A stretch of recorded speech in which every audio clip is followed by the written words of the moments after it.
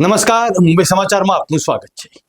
ભારત જેવો અનોખો દેશ તમને વિશ્વમાં ક્યાંય જોવા નહીં મળે, કારણ કે આ દેશની એક ખાસિયત છે કે અહીં તમને અલગ અલગ જગ્યાએ અલગ અલગ ખોરાક, લોકો, બોલીઓ, ભાષાઓ, સંસ્કૃતિ અને હવામાન જોવા મળશે। એટલું જ નહીં, સૂર્યોદય અને સૂર્યાસ્તના સમયમાં પણ ઘણો તફાવત જોવા મળશે। મિત્રો, તમને જાણીને આશ્ચર્ય થશે કે અહીં આ રાજ્યમાં સાંજે 4:30ની આસપાસ સૂર્યાસ્ત શરૂ થઈ જાય છે। સાંજના 4 વાગ્યાની સાથે જ શહેરમાં કે અન્ય ગામમાં અંધારું થવાની શરૂઆત થઈ ચૂકી હોય છે અને જાણે રાત પડી ગઈ હોય તેવો અહેસાસ થાય છે। જ્યારે દેશના અન્ય ભાગોમાં લોકો સાંજે 4 વાગે ચા પીવાની તૈયારી કરતા હોય છે, ત્યારે આ રાજ્યમાં રાત પડી ચૂકી હોય છે।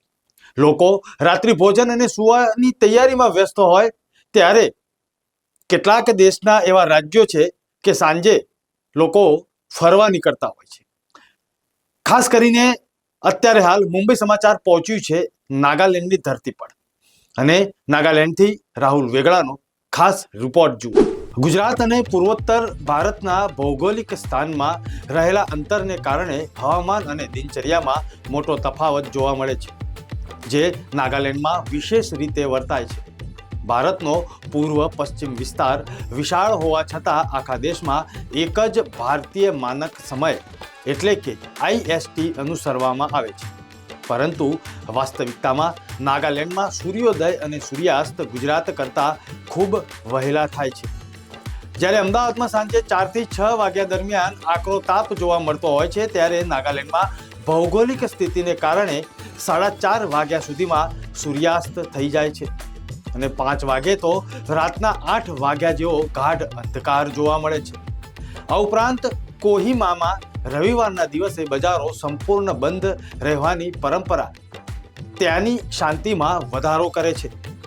આમ પૂર્વોત્તરમાં સાંજનો સમય જાણે અસ્તિત્વમાં જ ન હોય અને બપોર પછી સીધી રાત પડતી હોય તેવો અનોખો અનુભવ ત્યાંની વિશિષ્ટ ભૌગોલિક અને સાંસ્કૃતિક ઓળખ દર્શાવે છે। મિત્રો, એશિયાના સૌથી જૂના અખબાર મુંબઈ સમાચારના ડિજિટલ પ્લેટફોર્મ પર આપનું સ્વાગત છે અને મુંબઈ સમાચારની ટીમ અત્યારે આવી પહોંચી છે નાગાલેન્ડના કોહિમા શહેરમાં। અને આ શહેરની જો વાત કરવામાં આવે તો અત્યારે સમય થયો છે 4:30 વાગ્યાની આસપાસનો, અને જે પ્રકારે તમે દ્રશ્યો તમે જે જોઈ રહ્યા છો એ જોતા એવું લાગે છે કે આ સંધ્યાનો સમય છે।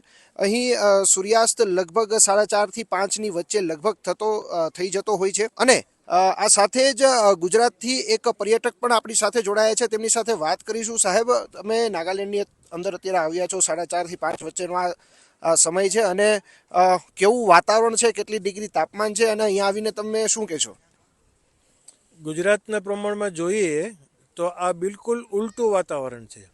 સાંજે 4 વાગે આપણે કામ ધંધો કરતા હોઈએ અને સાંજે 4:30 વાગે તો અત્યારે જોઈએ છે અંધારું થઈ ગયું છે, બજારો બંધ થઈ ગઈ છે અને ઠંડી લગભગ 12 થી 15 ડિગ્રીની વચ્ચે ટેમ્પરેચર અત્યારે શિયાળાનું ટેમ્પરેચર છે। અત્યારે આ છે, રાત્રે હાલત કેવી હશે?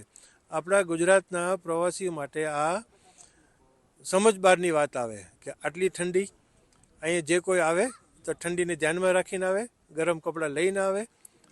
અને આ પ્રાકૃતિક દ્રષ્ટિએ જોવા જઈએ તો નાગાલેન્ડ સંપૂર્ણ કુદરતી રીતે ડુંગરોની વચ્ચે વસેલું રાજ્ય છે। અહીંની લોકો છે બધા પ્રકૃતિને પ્રેમ કરે છે, શહેરી જીવન છે, શહેરી જીવન પ્રમાણે લોકો રહે છે, પણ પ્રકૃતિને ધ્યાનમાં રાખીને નાગાલેન્ડના લોકો હિન્દુસ્તાનના સ્ટેટમાં એક અલગ છાપ ઊભી પડે છે। એક અન્ય પણ દ્રશ્ય અહીંયા જોવા મળ્યું છે કે આજે રવિવારનો દિવસ છે, તો એક પણ દુકાન અહીં ખુલ્લી જોવા મળતી નથી અને લોકો સંપૂર્ણપણે રવિવારમાં બંધ પાડે છે। તો તેને લઈને એક ગુજરાતી તરીકે તમે કઈ રીતે જોવો છો અને શું કહેવા માંગો છો? નાગાલેન્ડની પ્રજામાં આજે બજારમાં ફરતા જોવા મળ્યું કે માત્ર દવાઓની દુકાન સિવાય બીજી કોઈ બજારમાં આખી બજાર જ બંધ છે। આખું નાગાલેન્ડમાં આ કોહિમા જેવું રાજ્યનું કેપિટલ છે, બજારમાં તમને ખાલી લોકો ફરવા જ નીકળતા જોવા મળે, ખરીદી કરવાવાળા કે માલ વેચવાવાળા કોઈ દેખાતા નથી। આપણી ગુજરાતી વેપારી પ્રજા માટે આ તો મોટો પ્રશ્ન ઊભો થાય કે રવિવારની રજા કેમ રખાય? મિત્રો, અહીંનું જે એક ખાસ જે ચર્ચ છે એના દ્રશ્યો હું તમને બતાવીશ, જે કેથેડ્રલ ચર્ચ તરીકે અહીં ઓળખાય છે। ભગવાન ઈસુ ખ્રિસ્તની વિવિધ જે જીવનના જે દ્રશ્યો છે અહીં મૂર્તિઓમાં કંડારવામાં આવ્યા છે અને નયનરમ્ય દ્રશ્યો છે અહીં, અને બગીચો પણ અહીં તમને સુંદર દેખાય છે. અને કેમેરામેનને કહીશ કે આ પ્રમાણેના જે દ્રશ્યો છે કે જ્યાં રંગબેરંગી ઊંચી બિલ્ડિંગો અહીં જે દેખાય છે, સંધ્યાનો સમય છે, લાઇટો ચાલુ થઈ ગઈ છે, જેને લઈને દ્રશ્યો સર્જાયા છે. અને તમે જોઈ શકો છો કે માત્ર 5 વાગ્યાની આસપાસના દ્રશ્યો હોવા છતાં પણ જાણે અમદાવાદની અંદર જે 6-7 વાગ્યાનો જે માહોલ હોય એ પ્રકારનો અહીં માહોલ સર્જાયો છે. તો મિત્રો, આગામી ઘણા વિડીયોની અંદર તમને નાગાલેન્ડના વિવિધ જે પ્રવાસનના જે સ્થળો છે તેની માહિતી અમે આપીશું, અને તમે કઈ પ્રકારના વિડીયોઝ નાગાલેન્ડને લઈને જોવા માંગો છો અને કેવા પ્રકારની તમે માહિતી તમે જાણવા માંગો છો તે તમારા કમેન્ટ બોક્સની અંદર તમે જરૂરથી જણાવો.